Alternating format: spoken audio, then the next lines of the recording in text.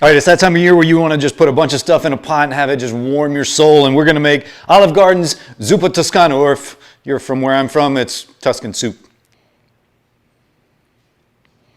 You know, I opened a restaurant in Times Square called Bluefin. They told us at that time that Olive Garden in Times Square was the busiest restaurant in Times Square. That was early 2000s. I thought that was crazy, but then they said, well, it's because of the consistency. People that come from out of town know what to expect, and that's what they want. And it just blew my mind that you're 2 miles away from a Nonna down in Little Italy making gravy and meatballs or sauce and meatballs and gonna eat at Olive Garden. But this is a good dish, I'll give you that.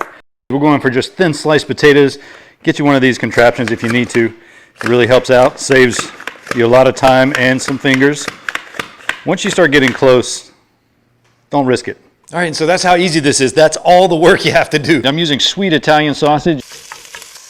You just take the meat and set it aside. We'll bring that out later. Now let's go right down in with our bacon. Don't worry about the little charred bits. We're gonna deglaze and get it all off. It's gonna be just fine. All right, once you get your bacon to a nice doneness, put it over with the other meat. And right in that same pan, we're going down with the onions. Doesn't matter if you get a little kale in there or not, that's fine. Your garlic in there. Smell is incredible. Let's get some salt going, make it happy. And now let's come in with our chicken stock, our water, all those little things off the bottom. That's all the flavor. You want that from the meat.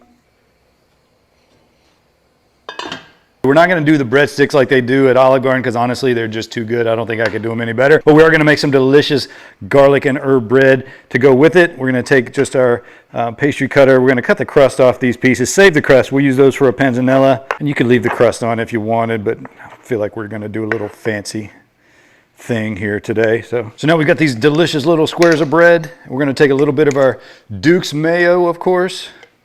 Just put a little bit right on top. I'm going to just spread it out a little bit. You probably know where we're going with this. Now you come down with some garlic powder and some Italian seasoning.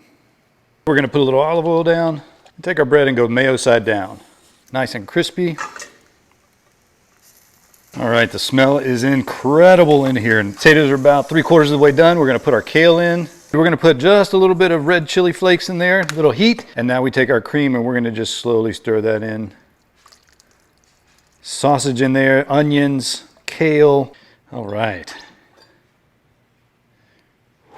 It's like a magic trick. All right, so we got our soup ripping hot coming off the stove. Let's just grab our ladle, get all of that goodness in there. Potatoes, the sausage, Parmesan cheese right over the top. I like that they just ask you to say when and you could just have them go for hours. We've got our crispy bacon going right there.